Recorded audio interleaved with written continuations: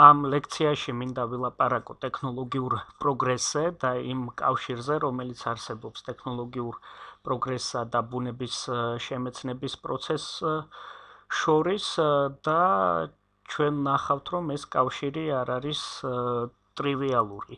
ლექციის შინაარსი ასეთია, ვილაპარაკებ რენესანსის ეპოქაში არსებულ მიღწევებზე, აღვწერ ორთქლის მანქანის მუშაობის პრინციპს, ვილაპარაკებ ჰიდრო და აეროდინამიკაზე და იმ კავშირზე, რომელიც არსებობს ჰიდრო და აეროდინამიკის კანონებსა და საფრენი აპარატების მუშაობის პრინციპს შორის, ვიტყვი როგორ მოხდა თეორიისა და პრაქტიკის დაახლოება და რატომ იყო ეს საჭირო და მნიშვნელოვანი დაკავშირება თეორიისა და პრაქტიკისა.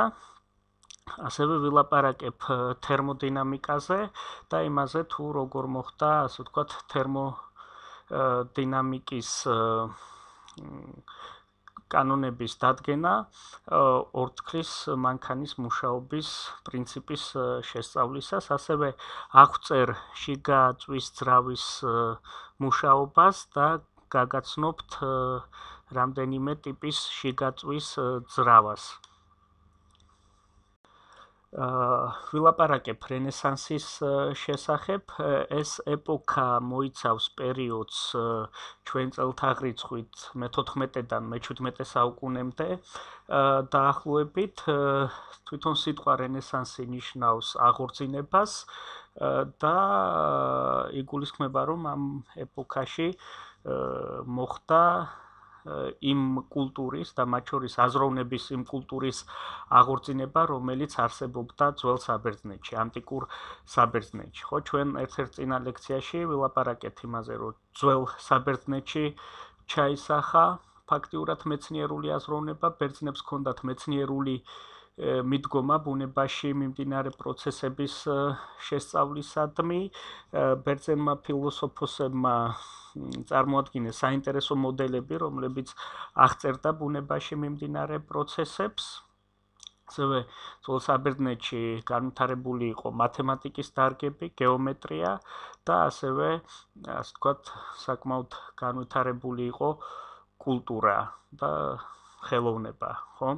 ამიტომ ძველ ბერძნული კულტურის აღორძინება მნიშვნელოვანი იყო კაცობრიობის პროგრესისთვის, იმისთვის, რომ კაცობრიობას, ასე ვთქვათ, გაეგრძელებინა განვითარება სწორი მიმართულებით, ხო? რენესანსის დროს მოღვაწეობდა ცნობილი ხელოვანი და მოაზროვნე ლეონარდო და ვინჩი და ლეონარდო და ვინჩის ჰქონდა საკმაოდ საინტერესო მიგნებები, ხო? ლეონარდო და ვინჩის სურათებზე საკმაოდ რეალისტურად არის გამოსახული ის ობიექტები, რომლებსაც ხატავდა ლეონარდო და ვინჩი და იმისთვის, რომ ესა თუ ის ობიექტი, ასე ვთქვათ, რეალისტურად, მაქსიმალურად რეალისტურად იქნეს ასახული სურათზე, ეს ობიექტი კარგად უნდა იყოს შესწავლილი, ხო? ამიტომ ლეონარდო და ვინჩი სწავლობდა ადამიანის აგებულებას, სწავლობდა ცხოველების აგებულებას, ხო? როგორია პროპორციები ადამიანისა, ცხოველებისა და შესაბამისად ლეონარდო და ვინჩიმ შეისწავლა ანატომია. ასევე იმისთვის, რომ სურათი იყოს რეალისტური, იგი, ასე ვთქვათ, მაქსიმალურად მიახლოებული უნდა იყოს იმ სივრცესთან, რომელსაც იგი ასახავს, ანუ კარგი იქნება, ასე ვთქვათ, კარგი სანახავი იქნება სურათი, რომელიც ტოვებს სამგანზომილებიანი სივრცის შთაბეჭდილებას, ხო?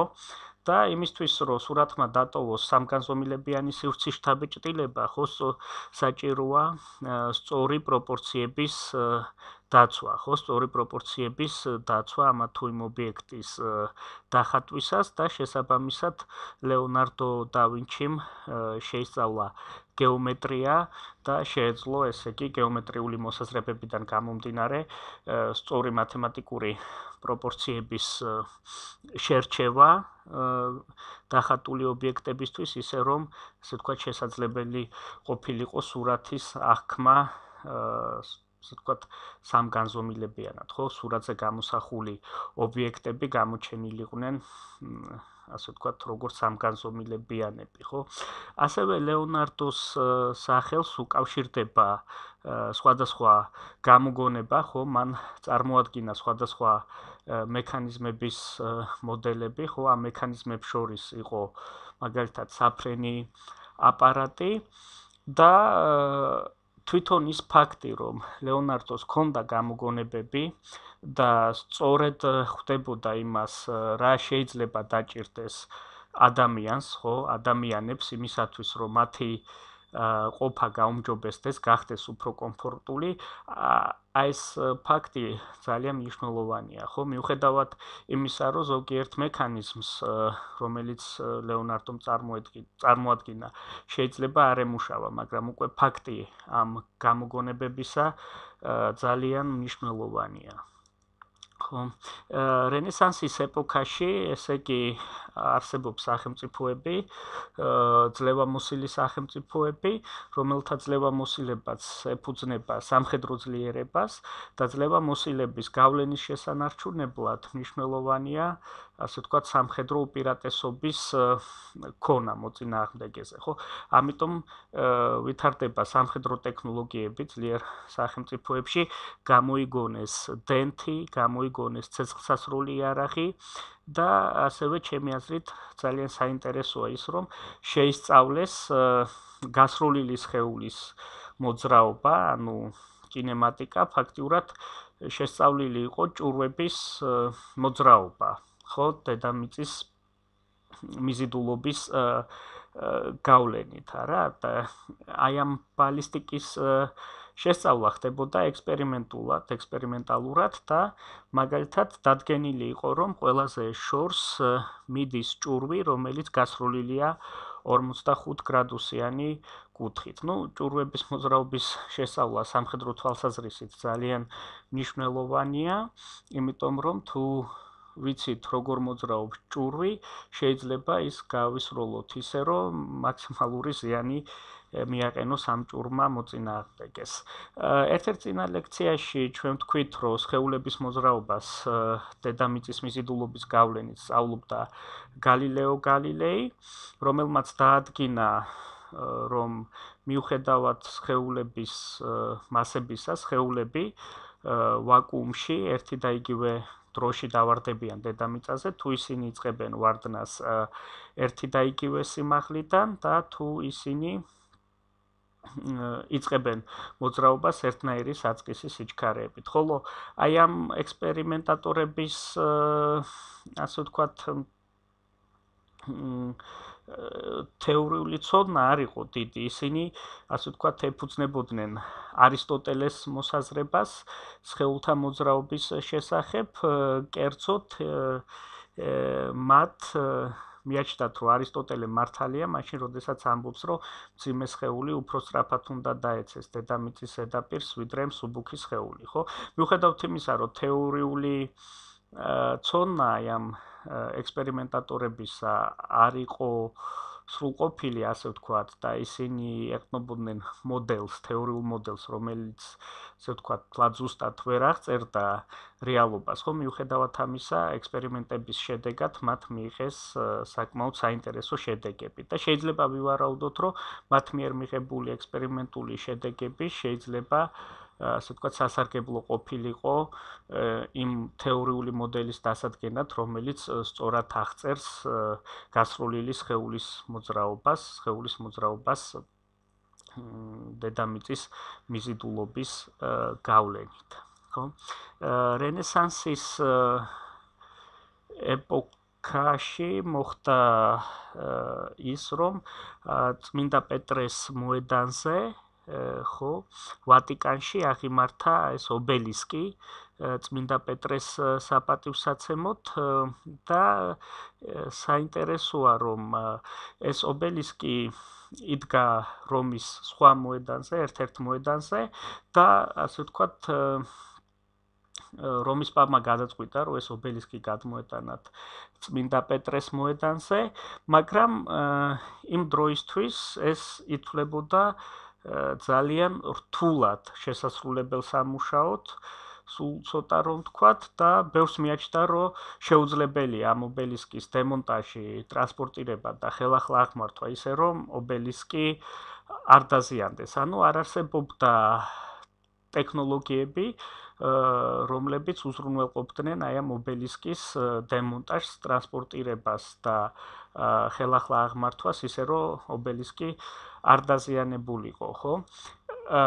აქვე საინტერესო აღნიშნოთ ის, რომ თვითონ ობელისკი არის ეგვიპტური, მისი ასაკი დაახლოებით 4400 წელია, ამ ობელისკის სიმაღლე დაახლოებით არის 25.5 მეტრი და ეს ობელისკი ეგვიპტიდან ჩვენი წელთაღრიცხვით პირველ საუკუნეში წამოიღეს რომაელებმა, ხო, კალიგულას განკარგულებით წამოიღეს რომაელებმა და საინტერესოა, რომ რომში ჯერ კიდევ პირველ საუკუნეში ჩვენი წელთაღრიცხვით არსებობდა ტექნოლოგიები, რომელთა საშუალებითაც მოხერხდა ეგვიპტეში ობელისკის დემონტაჟი, ობელისკის ტრანსპორტირება ეგვიპტიდან რომში და რომში აღმართვა, ისე რომ ობელისკი არ დაზიანებულიყო, ხოლო აი შუა საუკუნეებში კი ასეთი ტექნოლოგიები არ არსებობდა და ასე ვთქვათ, წარმოუდგენლად რთულ სამუშაოდ მიიჩნეოდა ობელისკის გადმოტანა რომის ერთი მოედნიდან მეორე მოედანზე, ხო? და ესეც მიანიშნებს თუ როგორი სხვაობა იყო, ვთქვათ, ანტიკური ცივილიზაციის განვითარებასა და შუა საუკუნეების ევროპას შორის, ხო? როგორ რამდენად წინ უსწრებდა, ვთქვათ, ანტიკური ცივილიზაცია თავისი განვითარებით, ამ შემთხვევაში რომაული ცივილიზაცია შუა საუკუნეების ევროპას, მაგრამ ობელისკის გადმოტანა მაინც მოხერხდა წმინდა პეტრეს მოედანზე და ეს სამუშაო განახორციელა დომენიკო ფონტანამ, რომელმაც ფაქტიურად საფუძველი ჩაუყარა სამოქალაქო ინჟინერიას, ხო? ანუ საქმე გვაქვს სამოქალაქო საინჟინრო ტექნოლოგიების ჩანასახთან.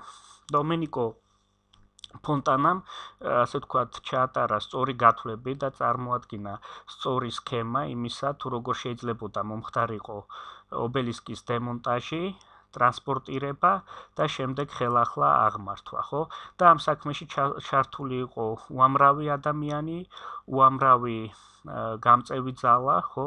ცხენები, მაგრამ ეს ყველაფერი ძალიან სწორად იყო გათვლილი და ასე ვთქვათ, დომენიკო ფონტანამ მასზე დაკისრებული მოვალეობა წარმატებით შეასრულა და დღესაც წმინდა პეტრეს მოედანზე ეს ობელისკი აღმართულია, ხო? და ეს ამბავი ერთის მხრივ გვიჩვენებს იმაზე, რომ რენესანსის ეპოქაში დაიწყო ტექნოლოგიების განვითარება და ტექნოლოგიების განვითარება იყო საჭირო და უკვე ყველა ხვდებოდა, რომ ასე ვთქვათ, ტექნოლოგიების განვითარება ძალიან მნიშვნელოვანია და მეორეს მხრივ შეიძლება დავინახოთ სიმბოლური კავშირი, რომ აი რენესანსის ეპოქაში ხელახლა მოხდა ის, რაც ვთქვათ, დიდი ხნის წინ გააკეთეს რომაელებმა, ანუ აი ამ ეგვიპტური ობელისკის გადატანა ერთი ადგილიდან მეორეში. ხო, ანუ სიმბოლურად მართლაც გვაქვს საქმე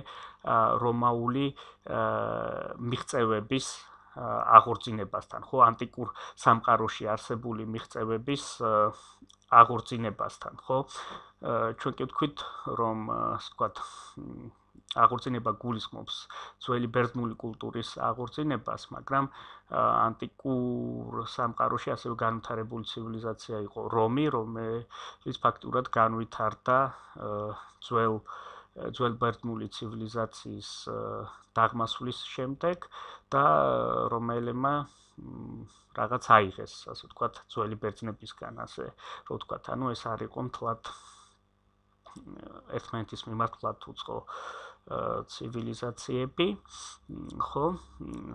და როგორც ვთქვით, ესე იგი არსებობდა ძლიერი სახელმწიფოები, ხო?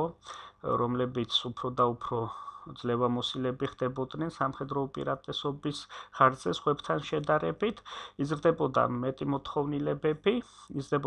მოთხოვნილებები და ასე ვთქვათ, მოთხოვნილებების დაკმაყოფილებისთვის საჭიროა ენერგიის წყარო, საჭიროა ნედლეულის მოპოვება და ერთის მხრივ ნედლეულის მოპოვების მიზნით შეიძლება დაპყრობა იმ ტერიტორიებისა, სადაც ეს ნედლეული მოიპოვება და მეორეს მხრივ საჭიროა ტექნოლოგიების განვითარება ამ ნედლეულის მოსაპოვებლად, ხო?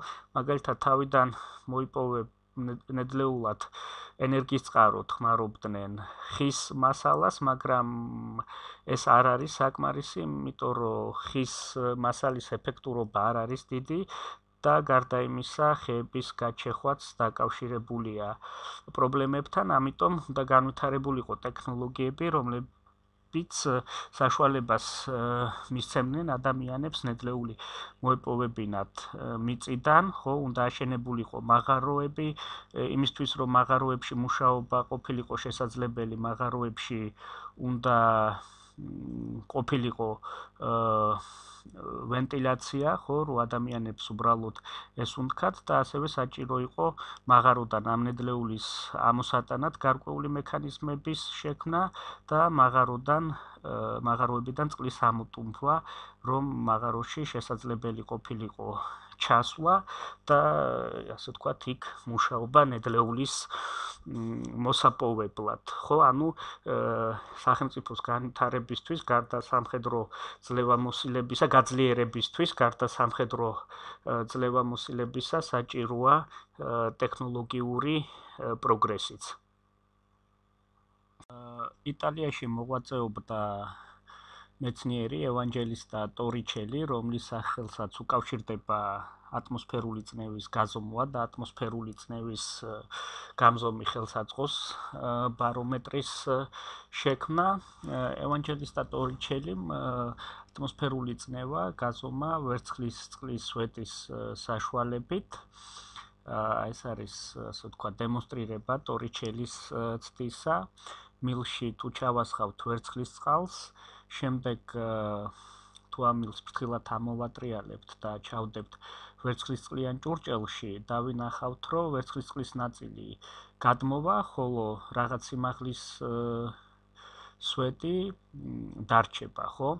ეხლა რა ხდება, მაგალითად, ამ ვერცხლისწყლიანი ჭურჭლის ზედაპირზე, ამ ზედაპირს აწვება ერთის მხრივ ატმოსფერული წნევა, ხო, წნევა, რომელიც არსებობს აერის არსებობის გამო, რომელიც გარს აკრავს დედამიწას, ხო, ანუ ატმოსფეროს გამო და მეორეს მხრივ ამ ზედაპირს აწვება ვერცხლის წყლის სვეტი.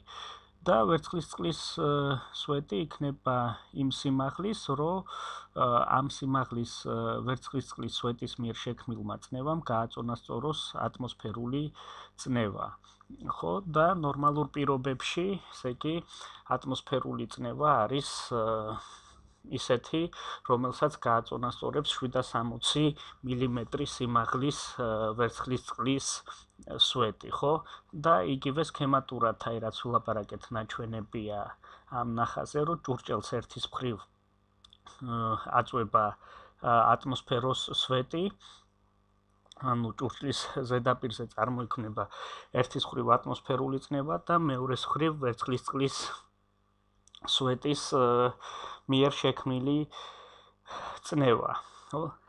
ფრანგმა მოაზროვნემ გამოიყენა, ასე ვთქვათ, ბარომეტრი, ატმოსფერული წნევის საზომი ხელსაწყო და დაადგინა, რომ სხვადასხვა სიმაღლეზე ატმოსფერული წნევა სხვადასხვანაირია და დაადგინა ისიც, რომ რაც უფრო მაღლა ავიდოდით, ატმოსფერული წნევა შემცირდებოდა, ხო, ჩვენ აქ ვხედავთ, რომ ვერცხლის წყლის სვეტის სიმაღლე ზემოთატანილ ბარომეტრში უფრო მცირეა, ვიდრე იმ ბარომეტრში, რომელიც, ასე ვთქვათ, მთის ძირში იმყოფება ქვემოთ, ხო?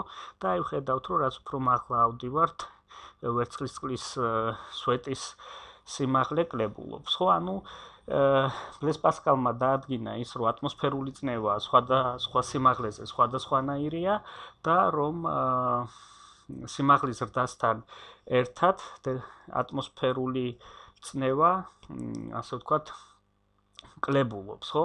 და აი ამ ფაქტს შეიძლება გქონდეს პრაქტიკული გამოყენება, ესე იგი თუ ვიცით როგორი ატმოსფერული წნევა, შეგვიძლია დავადგინოთ რა სიმაღლეზე ვიმყოფებით და ასე ვთქვათ, უკვე თანამედროვე ეპოქაში აი ეს ფაქტი შეიძლება გამოყენებული იქნას იმისთვის, რომ დადგინდეს რა სიმაღლეზე იმყოფებიან საფრენი აპარატები, ხო?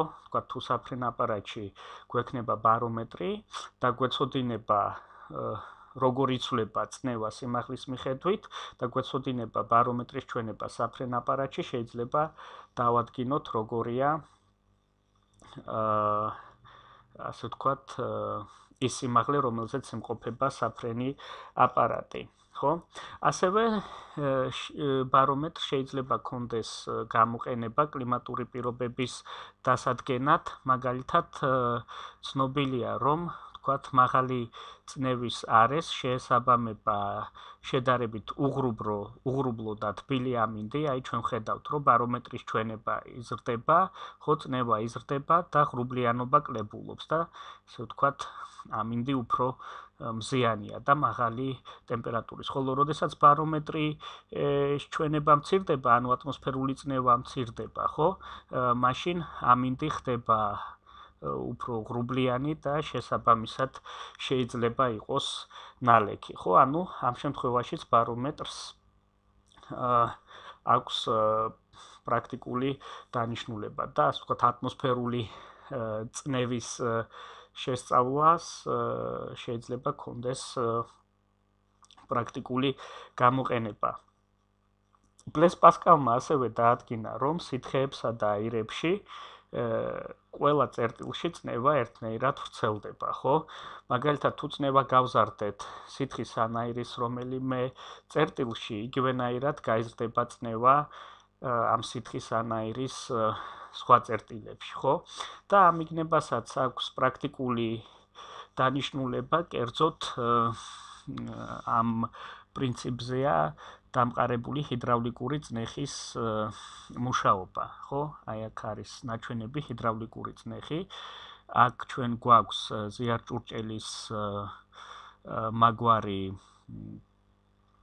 სტრუქტურა, ხო, გვაქვს ორი ჭურჭელი, რომლებიც შეერთებულია და ჩვენ ვიცით, რომ ზიარჭურჭელში, ხო, სითხის თავისუფალი ზედაპირები ერთ დონეზე იქნება, თუ ერთი და იგივე სითხე ასხია, ხო, ზიარჭურჭელში, ხო, და ესეც გამომდინარეობს პასკალის მიერ დადგენილი კანონზომიერიდან, რომ წნევა, თქვათ, ჭურჭლის ფსკერზე, ხო, აი ამ შემაერთებელ მილში და მეორე ჭურჭლის ფსკერზე უნდა იყოს ერთნაირი, ხო? შესაბამისად, ერთნაირი სიმაღლის სითხის ხვეტები უნდა იყოს ორივე მუხლში ზიარჭურჭლისა, ხო? თუ რა თქმა უნდა, ერთი და იგივე სითხე გვაქვს და ამ სითხეს არაფერი არ აწვება, ხო? ამ შემთხვევაში ასე ვთქვათ, სითხეს ზეთს აწვებიან დგუშის საშუალებით და ასე ვთქვათ, აი ამ ჭურჭლის სხვადასხვა მუხლებს გააჩნიათ სხვადასხვა განივკვეთის ფართობი, ხო? ვთქვათ, პირობითად დავარქვათ ვიწრო მუხლი და შედარებით ფართო მუხლი, ხო? ეხლა ვთქვათ, როგორ მუშაობს, გაიღო სარქველი, შემოვიდა ზეთი, შემდეგ ამ ზეთს აწვებიან, ხო?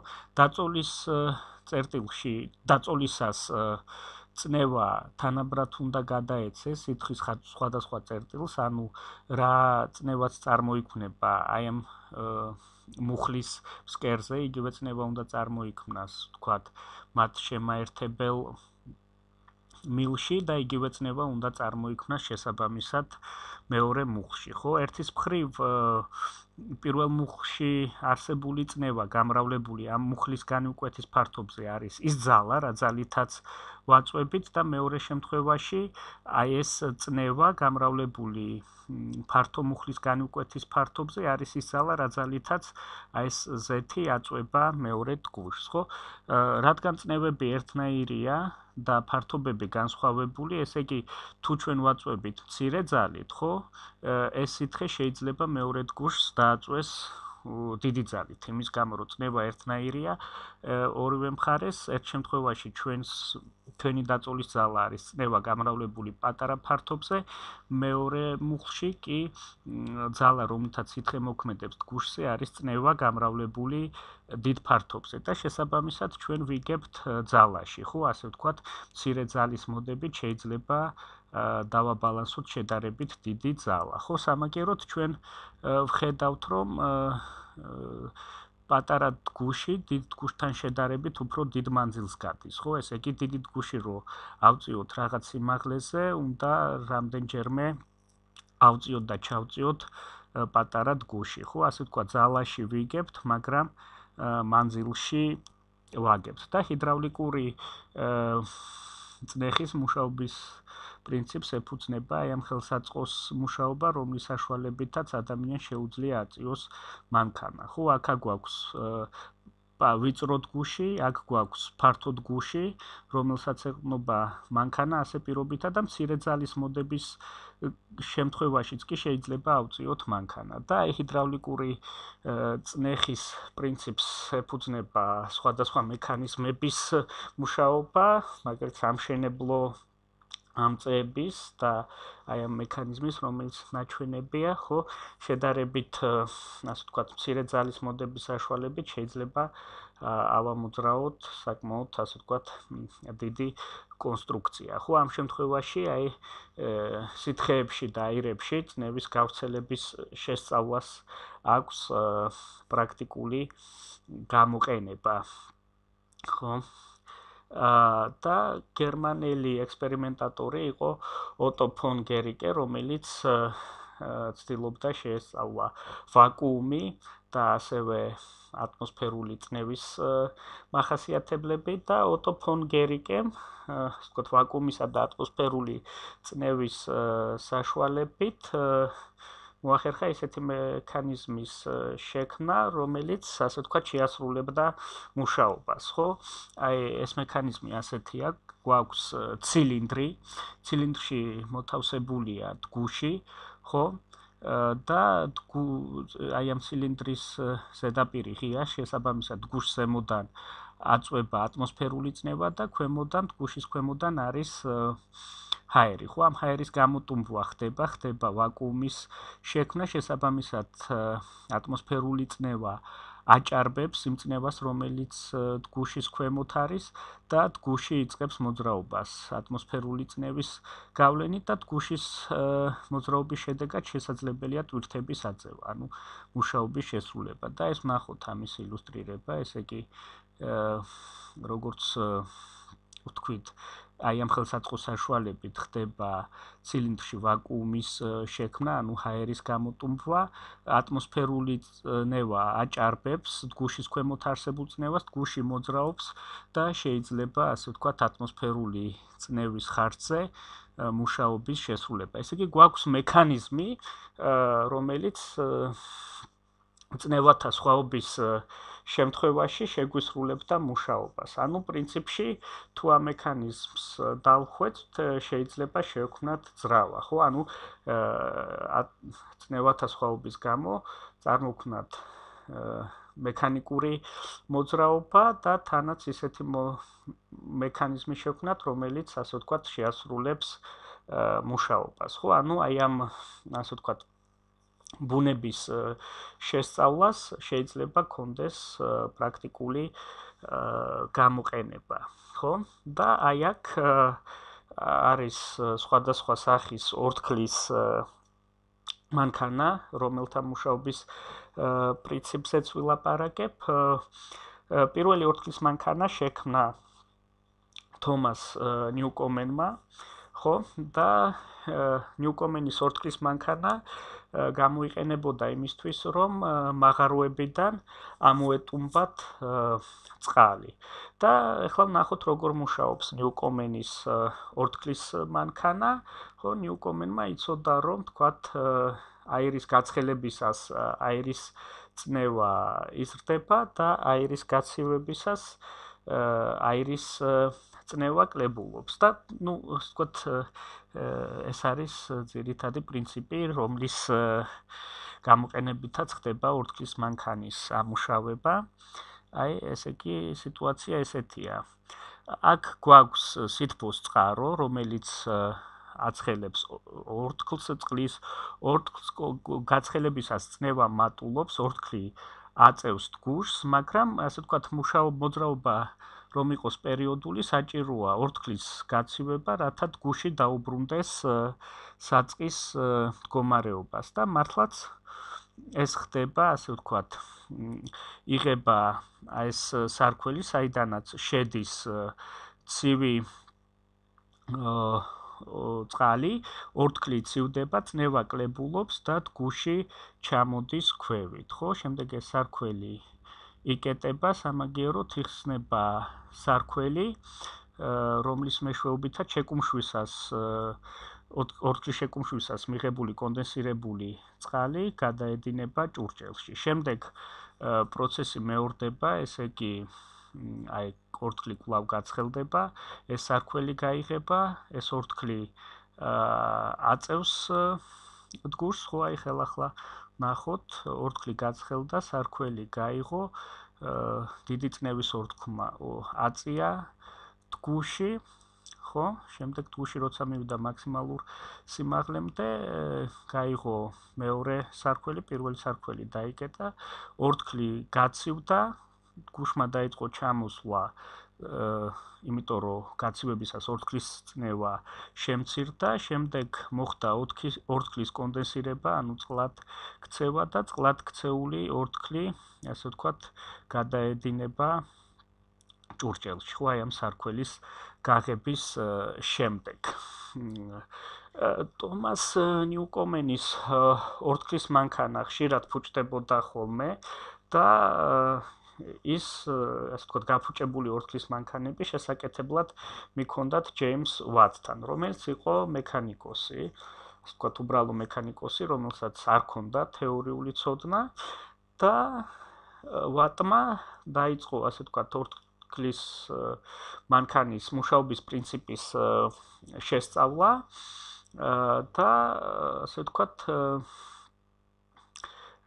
შეეცადა გაეუმჯობესებინა ნიუკომენის ორთქლის მანქანა, ხო, გაეზარდა მისი ეფექტურობა და გაეხადა იგი უფრო სანდო, ანუ გაეხადა ისეთი, რომ ის ხშირად არ გაფუჭებულიყო, ხო? პირველი რა იფიქრა ვატმა, როგორც ჩვენ ვხედავთ, ხო? ასე ვთქვათ, ტგუშის მოძრაობისთვის, ხო, ცხელი ორთქლის შეშვება და ცხელი ორთქლის გაცივება ხდება ერთი და იგივე ცილინდრში, ხო? ანუ ფაქტიურად ეს ცილინდრი, ხო, ჯერ ძალიან სწრაფად ცხელდება, ხო, როდესაც მასში შედის ცხელდება ძალიან დიდ ტემპერატურამდე, როდესაც მასში შედის ცხელი ორთქლი, ხო? და შემდეგ იგივე ცილინდრი ცივდება დაბალ ტემპერატურამდე, როდესაც მასში შედის აი ეს წყალი, რომელიც ორთქლს აცივებს, ხო? და ხელახალი ციკლის შესასრულებლად საჭიროა გაცივებული ცილინდრის გაცხელებაც, ხო? ამაზე ენერგია იხარჯება და შესაბამისად ეფექტურობა ამ ორთქლის მანქანისა არ არის დიდი, ხო? და ვატმა გადაწყვიტა შეექმნა მანქანა, რომელშიც ერთი ცილინდრი მუდამ ცხელი იქნებოდა და მეორე ცილინდრი მუდამ ცივი და ეს გაზრდიდა ეფექტურობას და მართლაც ასე მოხდა და ნახოთ როგორ მუშაობს ვატის მანქანა. ესე იგი, კვლავ ცხელდება ორთქლი, მისი წნევა იზრდება, ეს სარქველი იღება, ხო? დიდი წნევის მქონე ორთქლი ამოძრავებს აი ამ ტგუშს, ხო? შემდეგ იღება მეორე სარქველი, ეხლა ნახავთ, პირველი სარქველი იკეტება, იღება მეორე სარქველი, ცხელი ორთქლი გადადის ცილინდრში, რომელიც ცივია, ამ ცივ ცილინდრში ცივდება ორთქლი, წნევა კლებულობს და ტგუში ისევ ქვემოთ ჩამოდის, ხო? და შემდეგ კონდენსირებული ორთქლი, გაცივებული და კონდენსირებული ორთქლის შედეგად მიღებული წყალი გადაედინება ჭურჭელში და შემდეგ ეს ციკლი მეორდება, ხო? და გვაქვს, ასე ვთქვათ,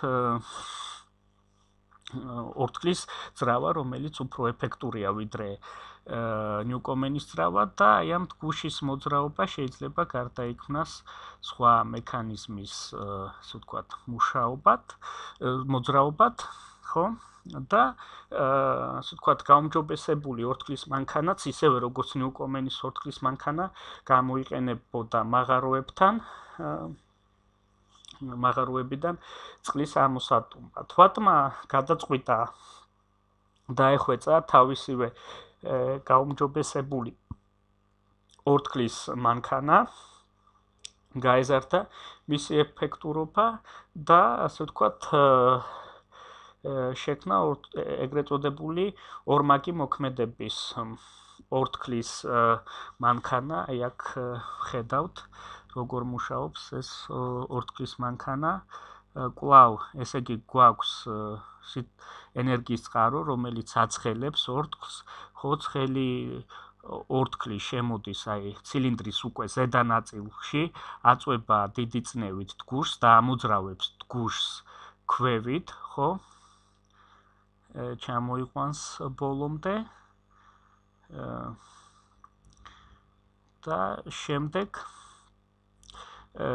ეს პირველი სარქველი დაიკეტება, მეორე სარქველი გაიღება და ცხელი ორთქლი შემოდის უკვე ცილინდრის ქვედა ნაწილში და ამოძრავებს დგუშს ზევით ამასობაში. ცილინდრის ზედა ნაწილიდან ორთქლი გადაედინება გამაცივებელ ცილინდრში, კონდენსატორში, ხო? და შემდეგ ეს ციკლი მეორდება. შემდეგ ზემოდან შემოდის ცხელი ორთქლი და ქვედა ნაწილიდან ორთქლი გადაედინება კონდენსატორში, გამაცივებელ ცილინდრში, ანუ დგუშის ორივე მხარეს მოძრაობისას სრულდება მუშაობა და შესაბამისად ეფექტურობა ასეთი ძრავისა მეტია და დგუშის მოძრაობა შეიძლება გარდაიქმნას ბრუნვით მოძრაობად და ასე ვთქვათ, უფრო ეფექტური ძრავა გამოიყენებოდა არა მხოლოდ მაღაროებიდან წყლის ამოსატუმბად, არამედ უკვე ფაბრიკებშიც და ასე ვთქვათ, ამ ძრავის არსებობამ ფაბრიკებში მუშაობა გახადა უფრო ეფექტური და ამან ფაქტიურად საფუძველი დაუდო ინდუსტრიულ რევოლუციას, ხო, ორთქლის ძრავის გამოყენებამ ფაბრიკებში, ხო, საფუძველი დაუდო ინდუსტრიულ რევოლუციას და საინტერესოა, რომ ინდუსტრიული რევოლუცია უკავშირდება იმ ადამიანის სახელს, ჯეიმს ვატს უგულისხმობ, რომელსაც არ ჰქონდა თეორიული განათლება და აქვე საინტერესოა აღინიშნოს ისიც, რომ მიუხედავად იმისა, რომ ჯეიმს ვატს თეორიული ცოდნა არ გააჩნდა, იგი გახდა ლონდონის სამეფო საზოგადოების წევრი, ეს იყო სამეცნიერო საზოგადოება და ეხლაც არის და საინტერესოა, ესე იგი, ეს მიანიშნებს იმაზე, რომ ბრიტანულმა საზოგადოებამ, ასე ვთქვათ, არ დაიწუნა ჯეიმს ვატი თავისი გაუნათლებლობის გამო და დაუფასა მას თავისი გამოგონება, დაუფასა მიღწევა, ხო, იმიტომ ეს მიღწევა იყო, იმიტომ რომ ამ გამოგონებამ მნიშვნელოვანი როლი ითამაშა პროგრესში, ხო, პროგრესისთვის და ასე ვთქვათ, დაუფასეს ეს იმით, რომ ჯეიმს ვატი გახდა სამეცნიერო საზოგადოების წევრი, ხო, სამეფო საზოგადოების წევრი და ამას ქვემოთ დასკვნაში კიდევ ერთხელ აღვნიშნავ. ორთქლის მანქანის კიდევ ერთი მოდელი წარმოადგინა რობერტ სტირლინგა, ნიუკომენის და ვატის ორთქლის მანქანებში, ხო, ჩვენ გვქონდა დიდი წნევის და მაღალი ტემპერატურის აირი და ეს ორთქლის მანქანები ზიანდებოდა, ხო, ისინი ფეთქდებოდა და ასე ვთქვათ, ამას შეეძლო მიეყენებინა ზიანი იმ ადამიანებისთვის, რომლებიც მუშაობდნენ იმ ადგილებში, სადაც განთავსებული იყო ორთქლის მანქანები, ხო, შედარებით უსაფრთხო ვარიანტი ორთქლის მანქანისა შექმნა რობერტ სტირლინგმა. როგორც ვნახეთ, ორივე შემთხვევაში ნიუკომენის და ვატის ორთქლის მანქანაშიც ორთქლი ჯერ უნდა ცხელდებოდეს და გარკვეული დროის შემდეგ უნდა ცივდებოდეს, ხო, რომ ორთქლის მანქანამ იმუშაოს, ხო? ნიუკომენის ორთქლის მანქანაში ცხელდებოდა და ცივდებოდა ერთი და იგივე ცილინდრი, ვატის მოდელში ერთი ცილინდრი მუდამ ცხელი იყო და მეორე ცილინდრი მუდამ ცივი იყო, ხო? სტირლინგის ორთქლის მანქანაში გვაქვს ასე ვთქვათ შუალედური ვარიანტი, პირობითად ასე ვთქვათ და რა ხდება ნიუკომენის ორთქლის მანქანაში, ხო? აირი ცხელდება როგორც სხვა ორთქლის მანქანებში, გაცხელებისას, ესე იგი, აირის წნევა იზრდება, ახლა ვნახათ და წნევის გაცვლის შემთხვევაში აირი ამოძრავებს გუშს ზევით, ხო? და ვთქვათ გუში ავიდა ზევით, ხო? მოშორდა საკმაოდ აი ამ ენერგიის წყაროს, ხო? მაშინ აი ამ ენერგიის წყაროს მოშორებით, ანუ ცილინდრის ზედა ნაწილში შეიძლება დავამაგროთ მოწყობილობა, რომელიც გააცივებს ცილინდრის ზედა ნაწილს, ანუ ასე ვთქვათ, პირობითად მაცივარი და ზედა ნაწილში არსებული ჰაერი დაიწყებს გაცივებას, ხო? მისი წნევა შემცირდება, ახლა ვნახავთ და ასევე საჭიროა, რომ მოხდეს ჰაერის მაქსიმალური რაოდენობის გადატანა ამ დროს ცილინდრის ზედა ნაწილში, იქ სადაც მაცივარია, ხო? ამისთვის არსებობს, ასე ვთქვათ, გადამდევნი გუში, რომელიც მოძრაობს ქვევით და ცილინდრის ქვედა ნაწილიდან გადადევნის აირს ცილინდრის ზედა ნაწილში, მაცივრისკენ. ხო, აქ როგორც თქვით, აირი ცივდება, მისი წნევა კლებულობს და ეს მუშად გუში ამ დროს დაიწყებს ქვევით მოძრაობას, ხო? და შემდეგ აირი კიდევ უნდა გაცხელდეს, რომ წნევა გაიზარდოს და გუშმა დაიწყოს ზევით მოძრაობა. ანუ საჭიროა აირის გადადევნა, ასე ვთქვათ, ენერგიის წყაროსთან, ანუ ცილინდრის ქვედა ნაწილში. ხო, ამ დროს აი ეს გადამდევნით გუში იწყებს მოძრაობას ზევით, იკავებს აირის ადგილს, აირის გადმოდევნის ქვემოთ, აირი ცხელდება და აი ეს მუშად გუში იწყებს მოძრაობას ზევით და ეს პროცესი მეორდება. ხო, აი ეს გადამდევნით გუში ჩამოვა ქვევით, აი ეს გადადევნის მაცივრისკენ, შემდეგ აირი გაცივდება, გუში მუშად გუში ჩამოვა ქვემოთ, ხო? და ეს ციკლი განმეორდება, ხო? და რომ იმუშავოს რავამ და ეფექტურად იმუშავოს, ხო? საჭიროა აი ამ გადამდევნით გუშისა და მუშად გუშების მოძრაობის სინქრონიზირება და აი სტირლინგმა შექმნა სპეციალური მექანიკური მექანიზმი, რომელიც ახდენდა ამ სინქრონიზაციას, ხო? მაგალითად, როდესაც მუშად გუში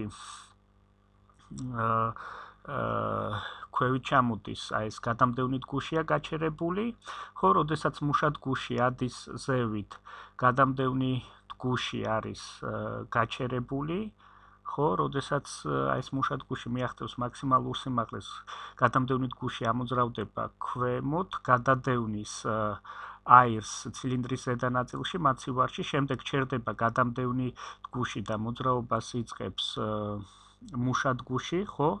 შემდეგ როდესაც მუშად გუში ჩამოვა ქვემოთ, იწყებს მუშაობას გადამდევნი გუში, მოძრაობას გადადევნის ჰაერს, ასე ვთქვათ, ენერგიის წყაროსკენ, ჰაერი კვლავ გაცხელდება და ეს პროცესი გაგრძელდება, ხო? მსგავს პრინციპზე მომუშავე მექანიზმი შექმნა ანტიკურ ხანაში ჰერონმა, ალექსანდრიელმა ჰერონმა, რომელიც იყენებდა, ასე ვთქვათ, აი ამ აირის წნევას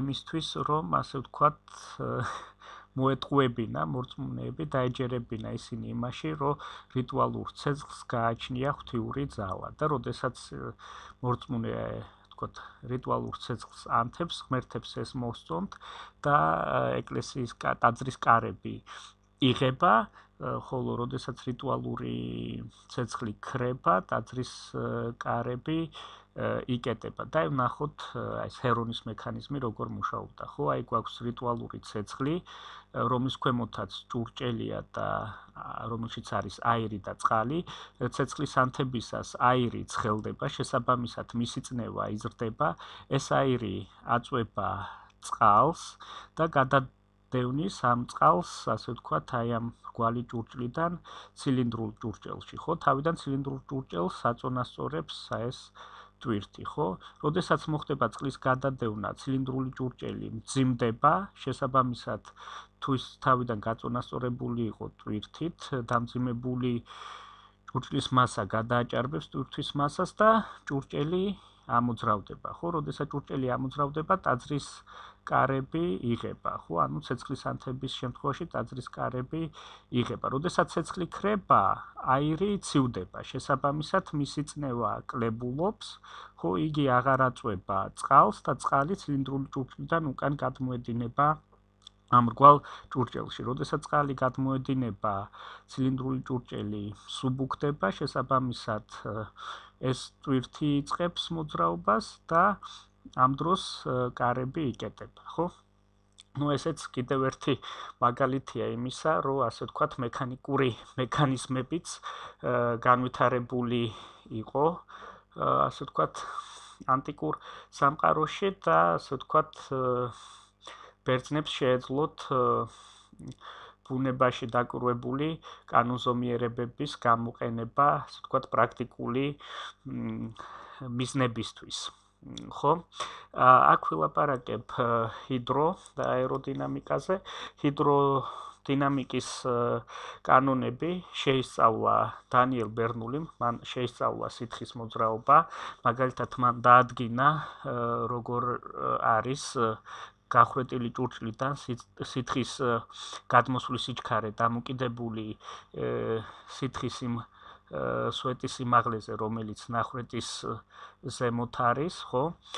ბერნულიმ ასევე დაადგინა, რომ სითხე თუ მოძრაობს შევიწროვებულ ადგილას, მაშინ სითხის სიჩქარე იზრდება. აი თქვათ, გვაქვს მილი, რომლის სხვადასხვა წერტილში განუკვეთის ფართობი სხვადასხვანაირია, ვთქვათ, რაღაც უბანში მილი ფართოა და მეორე უბანში მილი უფრო ვიწროა. მაშინ ვიწრო უბანში სითხე უფრო სწრაფად იმოძრავებს, ვიდრე ფართო უბანში, აი ნახოთ ამის ილუსტრირება და მართლაც ეს შეიძლება ავხსნათ იმით, რომ თუ გვაქვს ჩაკეტილი სისტემა, ანუ მასა არ გვიჩდება და არ გვიქრება, ასევე თუ გვაქვს უკუმშვადი სითხე, ხო, მაშინ დროის რაღაც მონაკვეთში, რამასაც გაივლის მილის ფართო ნაწილში, იგივე მასამ უნდა გაიაროს მილის ვიწრო ნაწილში, ხო, თქვათ, თუ აქედან გამოვიდა პირობითად რაღაც მასის ერთეული დროის ერთეულში, ხო, იგივე მასის ერთეული უნდა გავიდეს აი ამ ვიწრო ნაწილიდან, ხო?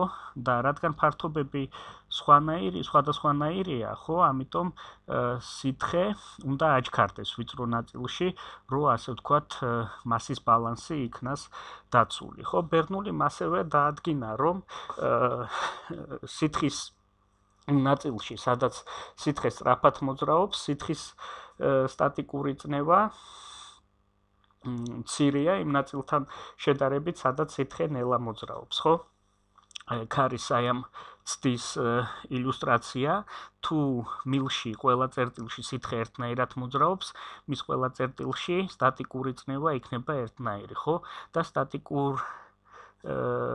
სტატიკური წნევის სიდიდე კავშირშია აი ამ წყლის სვეტის სიმაღლესთან, რომელიც, ასე ვთქვათ, აღმართულია აი ამ წერტილში, რომელსაც ვიკვლევთ, ხო? გახვეტილია ეს მილი, მასში ჩარჭობილია სხვა მილები, რომელშიც მოთავსებულია წყალი და აი წყლის სვეტის სიმაღლე ამ მილებში გვიჩვენებს, როგორია სტატიკური წნევა სითხეში, იმ წერტილში, რომელ წერტილსაც უკავშირდება ეს წყლის სვეტი, ხო? და აი ნახოთ რა ხდება, ხო? თუ მილი ერთნაირია, წნევები ერთნაირია, ერთ დონეზეა წყლის სვეტები, ხოლო თუ სხვადასხვა ადგილას სხვადასხვა სიჩქარით მოძრაობს წყალი, ხო?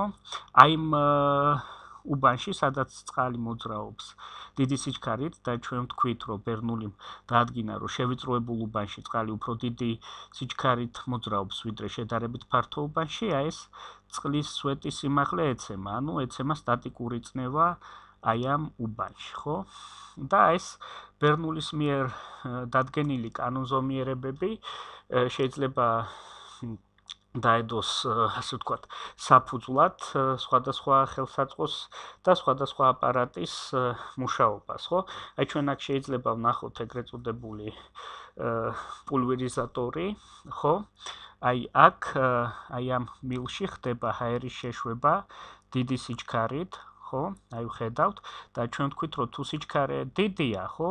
წნევა მცირეა იმ ადგილთან შედარებით, სადაც სიჩქარე დაბალია, ხო? ანუ ჭურჭლის შიდა ნაწილთან შედარებით, ხო? თუ ზედა ნაწილში წნევა უფრო პატარაა, ვიდრე შიდა ნაწილში, მაშინ შიდა ნაწილს, ასე ვთქვათ, ჰაერი დააწვება ამ სითხეს და დაიწყებს ამ სითხის გამოდევნას, ხო? სითხე დაიწყებს მოძრაობას აი ამ ვერტიკალურ მილში, არა? აქ წნევა პატარა, აქ წნევა დიდია და სითხე გამოიდევნება, ხო? მოძრაობს ვერტიკალურ მილში და შემდეგ სითხე გამოდის აი ამ შეშვებულ ჰაერთან ერთად, ხო? ასევე აი ამ დადგენილ კანონზომიერებებს ჰიდრო და აეროდინამიკისა მნიშვნელობა აქვს საფრენი აპარატების მუშაობისთვის, ხო? აი ეს არის ფრთის მოდელი და ჩვენ ვხედავთ, რომ ფრთის ზედა ნაწილი უფრო გრძელია, ვიდრე ფრთის ქვედა ნაწილი, ხო? და ჰაერმა ფრთას ისე უნდა შემოვაროს, რომ ასე ვთქვათ, ფრთის ზედა ნაწილში მოსული ჰაერის ელემენტმა, ხო? იგივე დროში მიაღწიოს ფრთის ბოლო ნაწილს, ხო? რა დროშიც მიაღწევს ფრთის ბოლო ნაწილს ფრთის ქვემოთ მოძრავი ჰაერის ელემენტი, ხო? წინააღმდეგ შემთხვევაში აქ ვაკუუმი გაგვიჩნდება და ასე ვთქვათ, ვაკუუმი დააწყებინებს ჰაერს მოძრაობას ისე, რომ ვაკუუმი გაქრეს და თუ ვაკუუმი არა გვაქვს, აი ამ ფრთის ბოლოში, მაშინ ასე ვთქვათ, ფრთას ჰაერი ისე შემოუვლის, რომ იმ ელემენტმა, რომელმაც დაიწყო მოძრაობა დროის რაღაც მომენტში ფრთის, ასე ვთქვათ, წინა ნაწილიდან, იგივე დროში უნდა შემოუაროს ფრთას ზედა მხრიდან, რა დროშიც შემოუვლის ფრთას ელემენტი, რომელიც მოძრაობს ფრთის ქვედა ნაწილის გასწვრივ, ხო? ესე იგი, ერთი და იგივე დროში ფრთის ზემოდან მოძრავი ჰაერის ელემენტი გადის უფრო დიდ მანძილს, ვიდრე ფრთის ქვედა მხრიდან მოძრავი ჰაერის ელემენტია რა, ხო? ესე იგი, ფრთის ზემოთ მოძრავი ჰაერის სიჩქარე უფრო მეტია, ვიდრე ფრთის ქვემოთ მოძრავი ჰაერის სიჩქარე, ხო? იმიტომ რომ იმათ ერთი და იგივე დროში უნდა დაფარონ სხვადასხვა მანძილი და ფრთის ზემოთ მოძრავი ჰაერი გადის უფრო დიდ მანძილს, ვიდრე ფრთის ქვემოთ მოძრავი ჰაერი, ხო? შესაბამისად, ფრთის ზემოთ მოძრავი ჰაერის სიჩქარე უფრო მეტია, ვიდრე ფრთის ქვემოთ მოძრავი ჰაერის სიჩქარე და როგორც ბერნულიმ დაადგინა, წნევა იქ უფრო მცირეა, ვიდრე სადაც სიჩქარე დიდია, იმ ადგილთან შედარებით, სადაც სიჩქარე მცირეა, ხო? ანუ ფრთის ქვემოთ გვაქვს უფრო დიდი სტატიკური წნევა, ვიდრე ფრთის ზემოთ, ხო? და აი ამ წნევათა სხვაობის გამო წარმოიქმნება ზევით მიმართული ძალა, რომელსაც შეგვიძლია ვუწოდოთ ამწევი ძალა და რომელიც, ასე ვთქვათ, წევს ფრთას და შესაბამისად იმ საფრენ აპარატს, რომელზეც, ასე ვთქვათ, ეს ფრთა არის დამაგრებული, ხო? ანუ აი ამ ჰიდრო და აეროდინამიკის შესწავლამ, ასე ვთქვათ, მოგცა ძალიან მნიშვნელოვანი პრაქტიკული შედეგები. აქ მინდა ვილაპარაკო იმ ამბის შესახებ, რომელიც ჩემი აზრით კარგად გამოხატავს პრაქტიკისა და თეორიის დაახლოების საჭიროებას. ბრიტანეთში გადაწყვიტეს აეგოთ ხიდი, რომელიც დააკავშირებდა კუნძულ ანგლესეის ველსის სანაპიროებთან, ბრიტანეთის კუნძულთან. ამ ხიდის აგება იყო ძალიან მნიშვნელოვანი, მათ შორის ანგლესეის მაცხოვრებლებისთვის, რომლებიც თავს ძირითადად ირჩენდნენ ვაჭრობით, ისინი ყიდდნენ თავის საქონელს ველსში, ლონდონში, ამიტომ მათთვის ძალიან მნიშვნელოვანი ყოფილიყო კარგი კომუნიკაცია მათ კუნძულსა და ბრიტანეთის კუნძულს შორის. სანამ ხიდი აიგებოდა, კომუნიკაცია, ასე ვთქვათ, კავშირი ანგლისეისა და ბრიტანეთის კუნძულებს შორის ხორციელდებოდა ბორნების საშუალებით და ეს არ იყო დიდად მოსახერხებელი. ასევე ამ ხიდს ჰქონდა დიდი მნიშვნელობა მთლიანად ბრიტანეთისთვის, იმიტომ რომ ასე ვთქვათ, კარგი კომუნიკაცია ანგლისეისთან გაადვილებდა სატრანსპორტო, გაუმჯობესებდა სატრანსპორტო კომუნიკაციას ირლანდიასთან. ხო, ჩვენ ხედავთ, რომ ანგლისეიდან შეიძლება მოკლე გზით მისვლა დუბლინამდე. ამიტომ აი ამ ხიდის აგება მენაის სრუტეზე იყო ძალიან მნიშვნელოვანი. ამ ხიდის კონსტრუქცია შექმნა ტომას ტელფორდმა, ხო, ეს არის მენაის სრუტეზე დაკიდული რკინის ხიდი, რომელიც აიგო ტელფორდის კონსტრუქციის მიხედვით, ხო? და ეს ხიდი რომ აეგოთ, ასე ვთქვათ, განეხორციელებინათ სამუშაო წარმატებით, ბრიტანეთში შეიქმნა კომისია, რომელიც შედგებოდა თეორეტიკოსებისაგან და პრაქტიკოსებისაგან.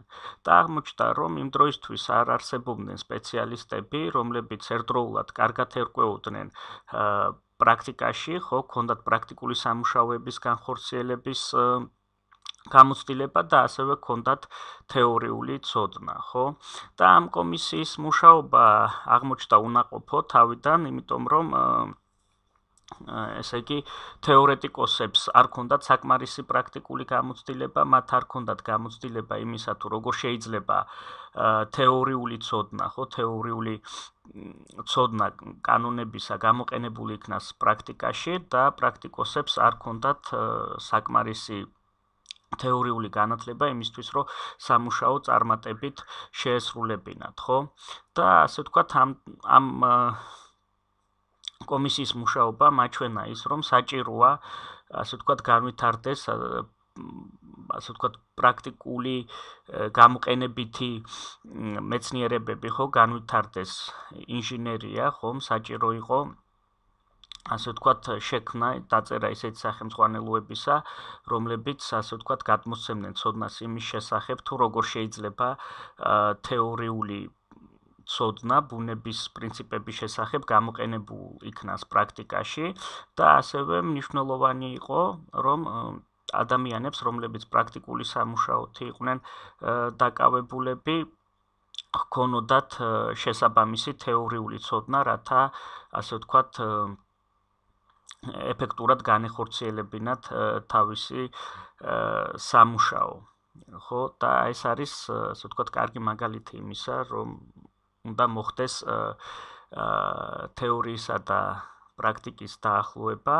ხო, ეს ხიდი მაინც აიგო, ხო, არის მენაის სრუტეზე, რკინის დაკიდული ხიდი და ასე ვთქვათ, გაჩნდა საჭიროება იმისა, რომ გადებულიყო ხიდი თეორიასა და პრაქტიკას შორის. ერთ-ერთი მათგანი, ვინც ახერხებდა თეორიული ცოდნის პრაქტიკაში გამოყენებას და პრაქტიკაში არსებული მიღწევების შესწავლით თეორიული კანონზომიერებების დადგენას იყო უილიამ რანკინი. უილიამ რანკინმა დაწერა წიგნი გამოყენებითი მექანიკის სახელმძღვანელო და ამ სათაურიდანაც ჩანს, რომ ამ წიგნში, ასე ვთქვათ, ნაჩვენები იყო, როგორ შეიძლება არსებული თეორიული ცოდნის, მექანიკის შესახებ არსებული თეორიული ცოდნის გამოყენება პრაქტიკაში. უილიამ რანკინმა დაწერა სახელმძღვანელო, სადაც აღწერილი იყო ორთქლის მანქანების მუშაობა და ასევე დაწერა წიგნი ნავიგაციის შესახებ, ხო? უილიამ რანკინი სწავლობდა ორთქლის მანქანებს და ამ მანქანების მუშაობის პრინციპის შესწავლისას უილიამ რანკინმა შეისწავლა ასევე აირის თვისებები, ნაჯერი ორთქლის თვისებები კერძოდ და ზოგიერთი თერმოდინამიკული თანაფარდობა დაადგინა, ხო? ასე ვთქვათ, საკუთრივ უილიამ რანკინმა დაადგინა კავშირი ნაჯერი ორთქლის წნევასა და ტემპერატურას შორის, ხო? ნაჯერია ორთქლი, რომელიც მოცემულ ტემპერატურაზე, ნაჯერი ორთქლის ტემპერატურაზე და ნაჯერი ორთქლის ასე ვთქვათ, წნევისას ყოფება წონასწორობაში თავისივე ნივთიერების სითხესთან. ხო, სხვა სიტყვებით რო ვთქვათ, თუ ერთ ჭურჭელში მოვათავსეთ ნაჯერი ორთქლი და იგივე ნივთიერების სითხე და ტემპერატურა შეესაბამება ნაჯერი ორთქლის ტემპერატურას და წნევა ნაჯერი ორთქლის წნევას, მაშინ სითხისა და ორთქლის რაოდენობა ჭურჭელში არ შეიცვლება, ხო? ანუ წონასწორობაშია ეს ორი აგრეგატული მდგომარეობა და ბუნებრივია ორთქლის მანქანაში ჩვენ გვაქვს ნაჯერი ორთქლი, ხო, იქ ვნახეთ, რომ წყალი ცხელდება, ორთქლდება, შემდეგ წყლის ორთქლი ცხელდება და ეს წყლის ორთქლი რაღაც ეტაპზე აორთქლებისას არის ნაჯერი ორთქლი, ასევე შემდეგ ორთქლი ცივდება, ხო, და კონდენსირდება და კონდენსირებამდე ეს ორთქლი კვლავ ნაჯერია, ხო, სანამ წყლად იქცევა, ხო, ის ჯერ უნდა გახდეს ნაჯერი ორთქლი და ამიტომ საჭირო იყო, ასე ვთქვათ, ორთქლის მანქანების მუშაობის პრინციპის შესწავლისას ნაჯერი ორთქლის თვისებების შესწავლაც და ეს გააკეთა ვილიამ რანკინმა, ასევე ვილიამ რანკინმა დაწერა განტოლება, ასე ვთქვათ, მათემატიკურად ჩაწერა წესი, რომელიც ერთმანეთთან აკავშირებდა სითბოს რაოდენობას, რომელიც საჭიროა რაღაც m მასის წყლის ასაორთქლებლად ამ, ასე ვთქვათ, ასაორთქლებელი წყლის მასასთან, ხო? კერძოდ რაღაც მასის წყლის ასაორთქლებლად, თუ წყალი მიყვანილია ნაჯერი ორთქლის ტემპერატურამდე საჭიროა სითბო, რომელიც პროპორციულია ასაორთქლებელი სითხის მასისა და ამ ნივთიერების მახასიათებელი აორთქლების, ან ორთქლად ქცევის კუთხის სითბოსი, ხო?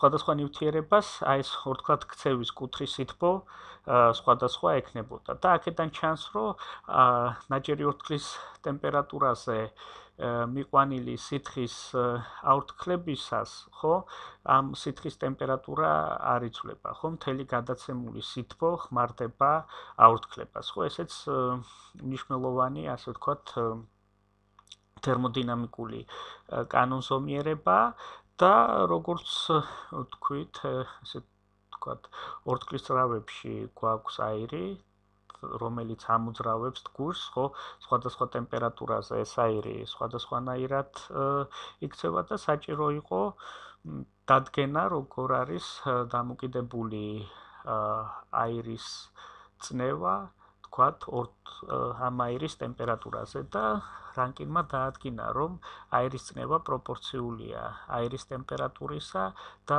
აირის მკვრივისა და მართლაც ორთქლის მანქანა მუშაობს, იმიტომ რომ ტემპერატურის ზრდისას აირის წნევა იზრდება, ხო, დგურს ამოძრავებს ზევით და ტემპერატურის შემცირებისას აირის წნევა მცირდება და ამ დროს დგურში ჩამოდის ქვევით, ხო? ანუ ეს არის მაგალითი, როგორ მოხერხდა, ასე ვთქვათ, თეორიული მოდელების, თეორიული კანონზომიერებების დადგენა, ან კანონზომიერებების დადგენა თეორიულად, მას შემდეგ რაც შესწავლილ იქნა, ასე ვთქვათ, პრაქტიკული ხელსაწყო, ხო, ორთქლის მანქანა.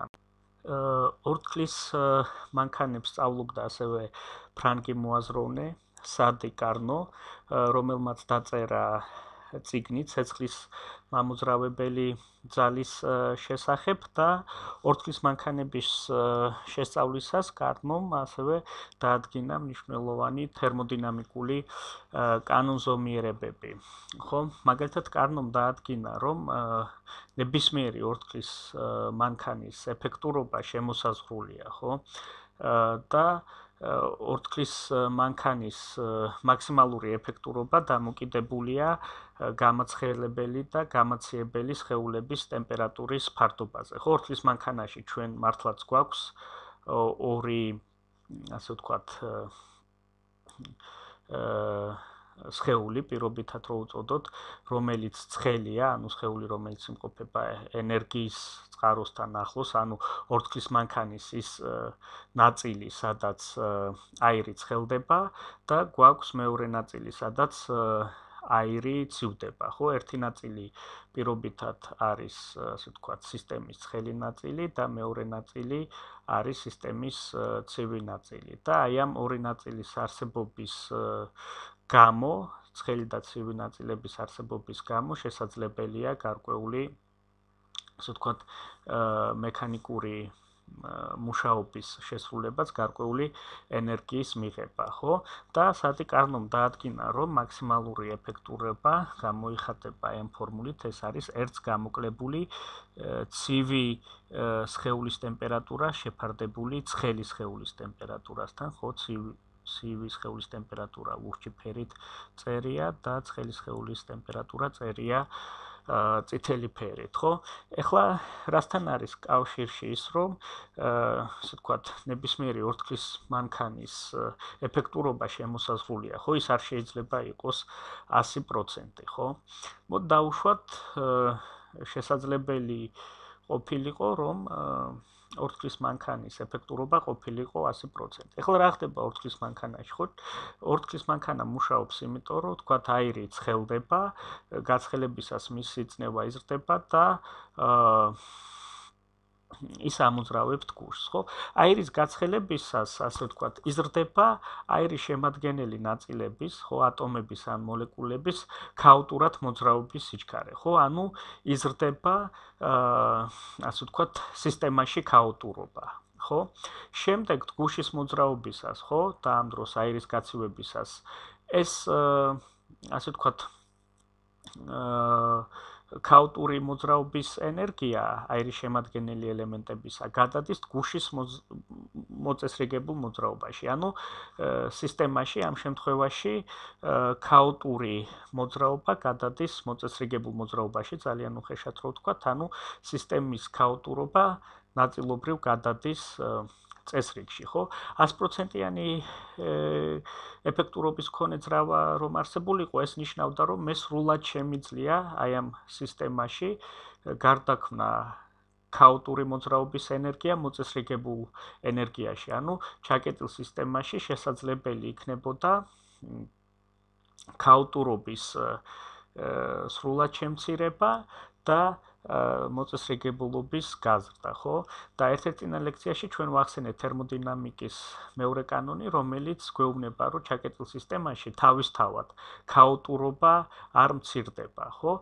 ანუ რომ ყოფილიყო 100%-იანი მარკი-ქმედების კოეფიციენტის მქონე ორთქლის ძრავა, ხო, თეორიულადაც მაინც რო ეარსება მას, ეს იქნებოდა იმის მანიშნებელი, რომ სისტემაში შეიძლება ქაუტურობა შემცირდეს და ქაუტურობის ენერგია მთლიანად გადავიდეს მოწესრიგებული მოძრაობის ენერგიაში, ხო? ანუ თერმოდინამიკის მეორე კანონთან არის კავშირში ის, რომ არ შეიძლება არსებობდეს, ასე ვთქვათ, 100%-იანი ეფექტურობის მქონე ორთქლის მანქანა.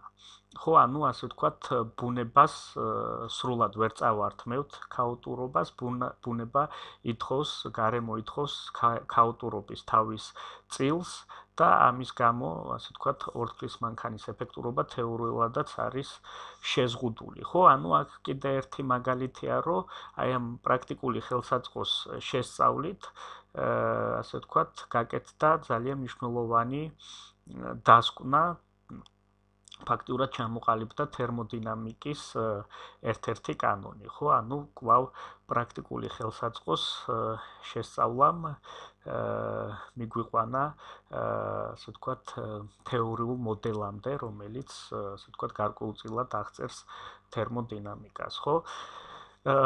ჯეიმს ჯოულმა დაადგინა კავშირი სითბოსა და მუშაობას შორის, ანუ ჯეიმს ჯოულმა ფაქტურად აჩვენა, რომ სითბო ეს არის ენერგიის მიმოცვლის ერთ-ერთი ხერხი, მანამდე ეგონათ, რომ სითბო ეს არის სხეულების მახასიათებელი, დაახლოებით ისეთი, როგორიც ვთქვათ მასა და სხეულს შეიძლება გააჩნდეს გარკვეული სითბო ან მოაკლდეს ეს სითბო ისევე ან გაეზარდოს, ისევე როგორც შეიძლება ვთქვათ გაიზარდოს ან შემცირდეს მასა, ხო? და სინამდვილეში სითბო, ასე ვთქვათ, ეს არის ენერგიის მიმოცვლის ერთ-ერთი გზა, ხო?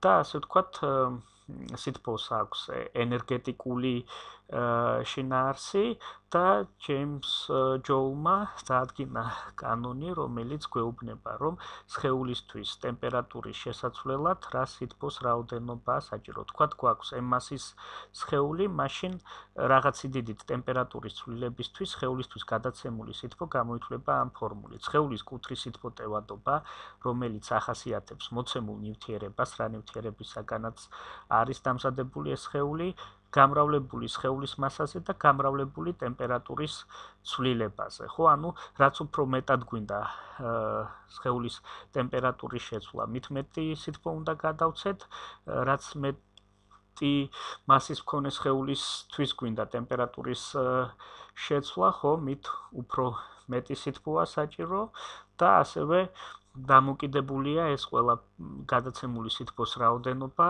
სხეულის, ასე ვთქვათ, მახასიათებლებზე, ნივთიერების მახასიათებელზე, რომელიც, ასე ვთქვათ, აქ მონაწილეობს კუთრის სითბო-ტევადობის სახით, ხო, და ჩვენ მართლაც ვიცით, რომ ზოგიერთი სხეულის გაცხელება უფრო ადვილია, ზოგიერთი ნივთიერებისგან გაკეთებული სხეულის გაცხელება უფრო ძნელია, ეს და გამოწვეულია იმით, რომ მათ გააჩნიათ სხვადასხვა კუთრის სითბო-ტევადობა, ხო, რაც უფრო დიდია სხეულის ნივთიერების კუთრის სითბო-ტევადობა, მით უფრო რთულია, ასე ვთქვათ, მისი გაცხელება. ნუ ბუნებრივია, აქ ლაპარაკია სითბოს მოდულზე, ხო, თუ ტემპერატურას ზრდით, უნდა გადავცეთ სითბო, ხოლო თუ ტემპერატურას ვამცირებთ, უნდა წავართვათ სითბო, ხო, სხეულს. აქ ვილაპარაკებ შიგაწვის ძრავების შესახებ, მათი მუშაობის პრინციპის შესახებ. შიგაწვის ძრავის გამოგონების საჭიროება რატომ დადგა, ხო?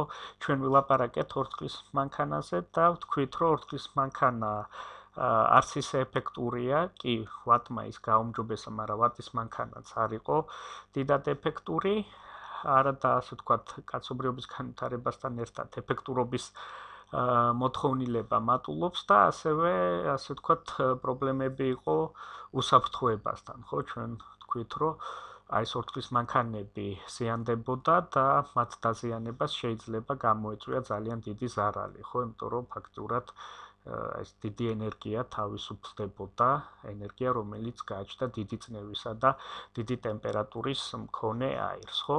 პირველი მოდელი შიგაწვის ძრავისა წარმოადგინა ბელგიელმა ინჟინერმა ლენუარმა. ეს მოდელი არ იყო, ასე ვთქვათ, სრულყოფილი, რბილად რო ვთქვათ და ასე ვთქვათ, შედარებით სრულყოფილი მოდელი შიგაწვის ძრავისა წარმოადგინა ნიკოლაუს ოტომ, ეგრეთ წოდებული 4-ტაქტიანი ძრავა და აი ამ ციკლს, რომელთანაც გვაქვს საქმე შიგაწვის ძრავის მუშაობისას, ეწოდება ოტოს ციკლი, ხო? და ახლა შეგვიძლია ვნახოთ, როგორ მუშაობს შიგაწვის ძრავა. ესე იგი, თავიდან ძრავაში, ესე იგი, აი ამ ცილინდრში, ტგუშის ქვემოთ მოძრაობისას შედის საწვავი და აირი, ხო, ეს პირველი ტაქტი, ტგუში ქვემოთ ჩამოვიდა. შემდეგ ტგუში ადის ზემოთ, კუმშავს საწვავისა და აირის ნარევს, ხო, მათ შეკუმშვისას ტემპერატურა იზრდება, ხო? შემდეგ წარმოიქმნება ნაპერწკალი, ხო, დავინახეთ. ამ დროს ნაპერწკლის წარმოქმნის შემდეგ საწვავი იწვის, მისი წნევა იზრდება, აირის წნევა იზრდება, ის აწვება ტგუშს, ტგუში ჩადის ქვემოთ, ხო, ეს მესამე ტაქტი, ამ დროს სრულდება მუშაობა, შემდეგ ტგუში ადის კვლავ ზემოთ, ეს მეოთხე ტაქტი და გამოედინება საწვავი, ხო? აი შეგვიძლია ვნახოთ, შევიდა საწვავი და აირი, ტგუში ჩავიდა ქვემოთ, შეიწოვა პირველი ტაქტი, შემდეგ ტგუში ავიდა ზემოთ, ეს მეორე ტაქტი, ხო?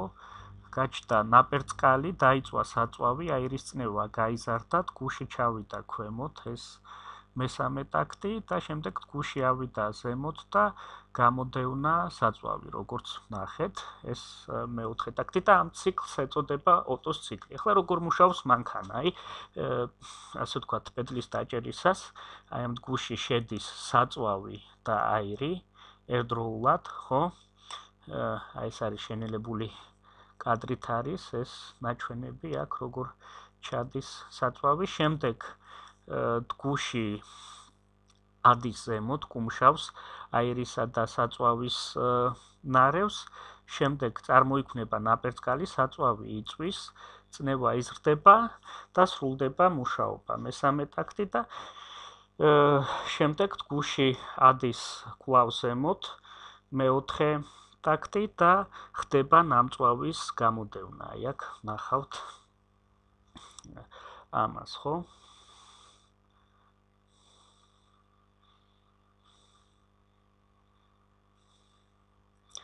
და ესე ვთქვათ, ეფექტურია 4 ცილინდრიანი ძრავა, რომელშიც ასე ვთქვათ, სხვადასხვა ცილინდრი ასრულებს, ცილინდრში სრულდება სხვადასხვა ტაქტის შესაბამისი მოძრაობა და ამ დროს ეფექტურობა გაზრდილია. შიგა წვის ძრავა კიდევ უფრო ეფექტური გახადა რუდოლფ დიზელმა.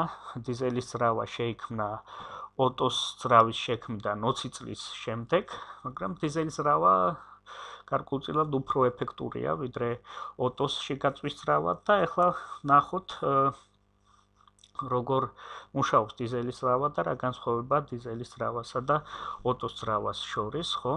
აი, დიზელის ძრავა მუშაობის პრინციპი იგივეა, ოღონდ აქ შედის მარტო ჰაერით, გუში მოძრაობს ქვევით, შევიდა ჰაერი, ხო? შემდეგ გუში ამოძრავდა ზევით, ჰაერი შეკუმშა და საკმარისად გააცხელა, ახლა ვიტყვით რას ნიშნავს საკმარისად, ხო? შემდეგ აი ამ შეკუმშულ გაცხელებულ ჰაერში შედის საწვავი და ჰაერი არის საკმარისად ცხელი, რომ დამატებითი ნაპერწკლის გარეშე მოხდეს აი ამ საწვავის დაწვა, ხო? ახლა ნახავთ რა ხდება. საწვავი დაიწვება, იმიტომ რომ საკმაოდ ცხელი აირი და საწვავის დაწვის შემდეგ აირის წნევა გაიზარდა და გუში წამოვიდა ქვევით, ხო? შემდეგ გუში ავიდა ზევით და გამოდევნა ნამწვი, ხო? აი, მთავარი სხვაობა ოტოს ძრავასთან შედარებით ის არის, რომ აქ შედის მარტო ჰაერი, ოტოს ძრავაში შედიოდა ჰაერისა და საწვავის ნარევი, ხო, აქ მარტო ჰაერი შედის. ოტოს ძრავაში ჰაერი არ იკუმშებოდა საკმარისად იმისთვის, რომ გაცხელებულიყო იმდენად, რომ საწვავს თავისით დაეწყო წვა, ხოლო დიზელის ძრავაში აირი იკუმშება ისე, რომ ტემპერატურა საკმარისია იმისთვის, რომ ამ აირში შესულმა საწვავმა დაიწყოს წვა, ხო? ოტოს ძრავაში საჭირო იყო აქ ნაპერწკალი. არა, ხო? ხოლო დიზელის ძრავაში არ არის საჭირო, ასე ვთქვათ, ნაპერწკალი, შესული საწვავი თავისით იწვის, ხო? აი, ამის ხარჯზე შეიძლება ითქვას, რომ რუდოლფ დიზელმა გაზარდა შიგაწვის ძრავის ეფექტურობა, ხო? თუმცა პრინციპი, ასე ვთქვათ, პრინციპული მექანიზმი გამოიგონა ნიკოლაუს ოტომ, ხო? და ბოლოს, ლექციის ბოლოს მინდა შემოგთავაზოთ დასკვნა, რომელიც ჩემი აზრით საინტერესოა. ესე იგი, ჩვენ რა ვნახეთ, რომ ესე იგი ადამიანებს, რომელთმა გამოგონებებმაც გამოიწვია ტექნოლოგიური პროგრესი, არ გააჩნდათ თეორიული ცოდნა, ხო? აი ესე ვთქვათ, მაგალითად ჯეიმს ვატს, ხო? არ გააჩნდა თეორიული ცოდნა, არადა ჯეიმს ვატის მიერ დახვეწილმა ორთქლის მანქანამ, ასე ვთქვათ, სათავე დაუდო ინდუსტრიულ რევოლუციას, ხო? მეორე მხრივ ვიცით, ასე ვთქვათ, დიდი თეორეტიკოსები, რომლებმაც წარმოადგენეს თეორიული მოდელები სამყაროში აღწერი პროცესებისა, მაგალითად ნიუტონი, ხო? იგივე ამ ლექციაში ვილაპარაკეთ, მაგალითად პასკალზე, ტორიჩელიზე, რომლებმაც შეისწავლეს, ხო, სხვადასხვა მოვლენები, მაგრამ ამ თეორეტიკოსებს არ გააჩნდათ ესეთი დიდი მნიშვნელობის მქონე პრაქტიკული გამოგონებები, ხო? და ერთი შეხედვით, ხო, ტექნოლოგიები ვითარდებოდა თეორიული საფუძვლის გარეშე, ხო? ანუ თითქოს უშუალო კავშირი ბუნების შემეცნებასა და ტექნოლოგიურ პროგრესს შორის, ხო, არ არსებობს, ხო? თქვათ მაგალითად, არც ვადს და არც სხვა გამომგონებელთა დიდ ნაწილს, ხო, არ გამოუყენებიათ მანამდე არსებული თეორიული ცოდნა თავისი გამოგონებების შესაქმნელად და უფრო მეტიც, ხო, მაგალითად, თერმოდინამიკაში თეორიული მოდელები, ასე ვთქვათ, შეიქმნა ორთქლის მანქანის მუშაობის პრინციპის შესწავლის შემდეგ, ხო, და არა პირიქით, რომ ჯერ არსებობდა თეორიული მოდელები თერმოდინამიკაში და ამ მოდელების გამოყენებით შესაძლებელი გახდა, ასე ვთქვათ, თერმოდინამიკის პრინციპებზე მომუშავე მექანიზმის აწყობა, ხო, ეს საინტერესოა და ეს ვიგულისხმე, ასე ვთქვათ, არა არატრივიალურ კავშირში ტექნოლოგიურ პროგრესსა და ბუნების შემეცნებას შორის, ხო? ასევე პრაქტიკის განვითარება ძალიან მნიშვნელოვანი იყო ასევე ბუნების შემეცნების პროცესისთვის, იმიტომ რომ ბუნების შემეცნების პროცესი გულისხმობს როგორც თეორიულ მიდგომას, ხო, თეორიულ კვლევას, ასევე ემპირიულ კვლევას, ხო, ექსპერიმენტულ კვლევის მეთოდებს, არა? და ამაზე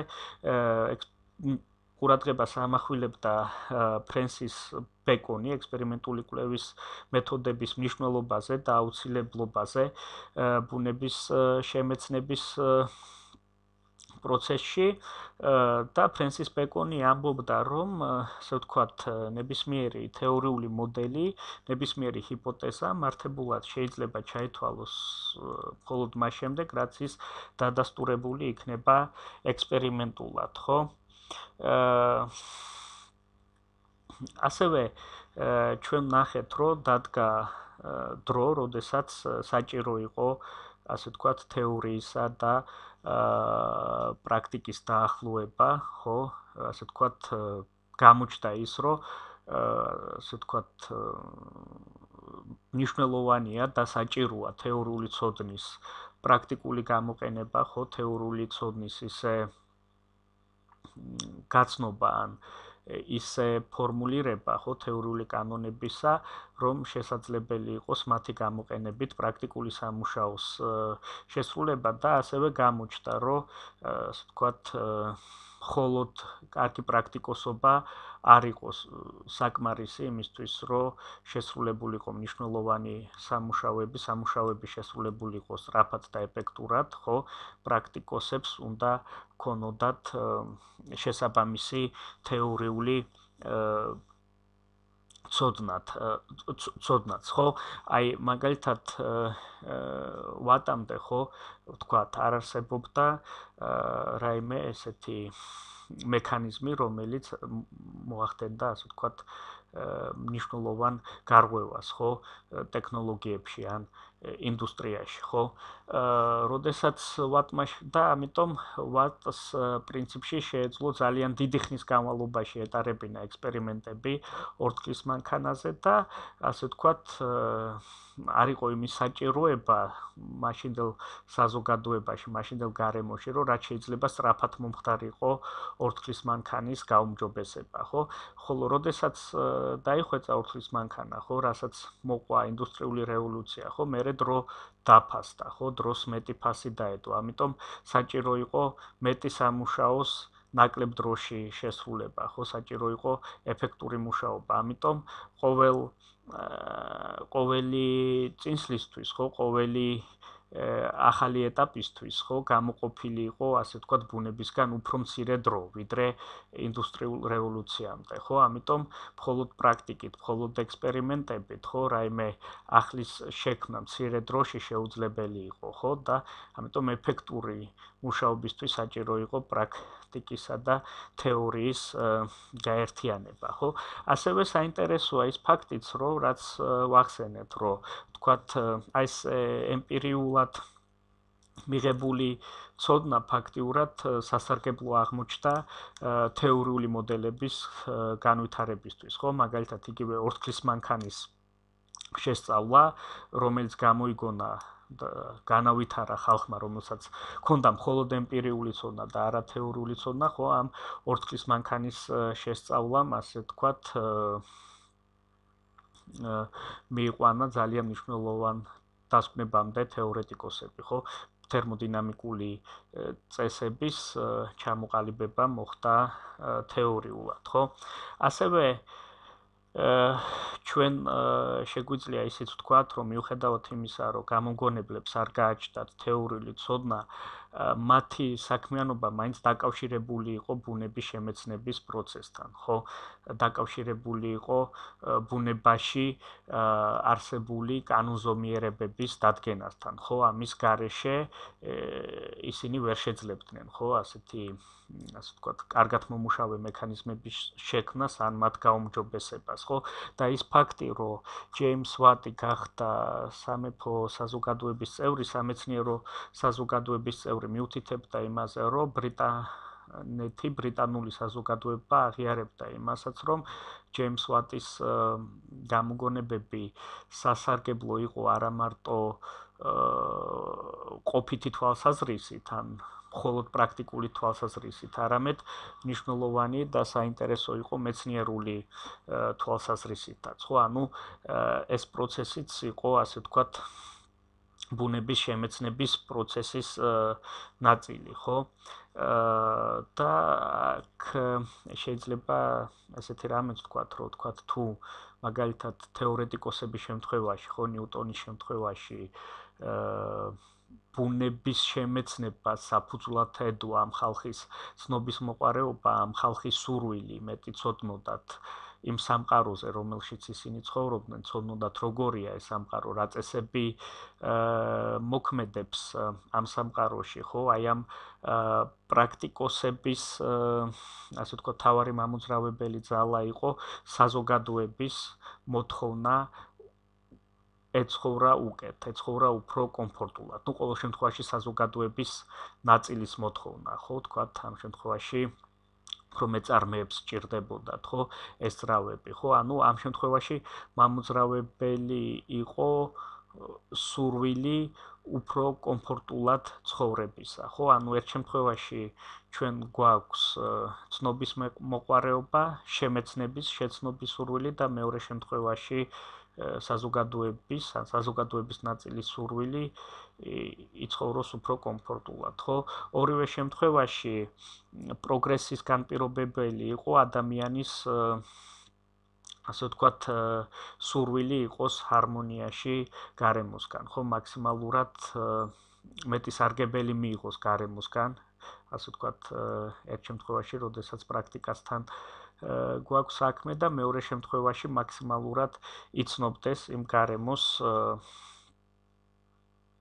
რომელშიც ის ცხოვრობს, ხო? და ორივე შემთხვევაში, ასე ვთქვათ, მამოძრავებელი ძალა პროგრესის იყო ადამიანის სურვილი დაიკმაყოფილოს მოთხოვნილებები, ხო? ადამიანს უნდა, ასე ვთქვათ, რაც შეიძლება მეტი სურვილი ჰქონდეს დაკმაყოფილებული და აი ამ გზაზე კაცობრიობამ, ასე ვთქვათ, განიცადა პროგრესი, ხო? და ბოლოს ვიტყვი, რისი ცოდნაა ჩემი აზრით მნიშვნელოვანი და საინტერესო, სხვა სიტყვებით, რის ცოდნას მოვთხოვდი სტუდენტს, რომელმაც აირჩია ეს კურსი და მოისმინა ეს ლექცია, ხო? მნიშვნელოვანია ვიცოდეთ, როგორი იყო მიღწევები რენესანსის ეპოქაში, საინტერესოა და მნიშვნელოვანია ვიცოდეთ, როგორ მუშაობს ორთქლის მანქანა, ასევე საინტერესოა როგორია აეროდინამიკის კანონები და როგორ შეიძლება მათი გამოყენება პრაქტიკაში, ასევე თერმოდინამიკის ელემენტების ცოდნა მნიშვნელოვანი, ხო, რომლებიც, ასე ვთქვათ, დაადგინა უილიამ რანკინმა, სადი კარნომ, ხო, ჯეიმს ჯოულმა, ასევე საინტერესოა როგორ მუშაობს შიგაწვის ძრავა და ასევე საინტერესოა გქონდეს წარმოდგენა, მოსაზრება იმის შესახებ, თუ როგორია კავშირი თეორიასა და პრაქტიკას შორის და რამდენად მნიშვნელოვანია და თუ არის, რატომ არის მნიშვნელოვანი, ასე ვთქვათ, კავშირი თეორიასა და პრაქტიკას შორის.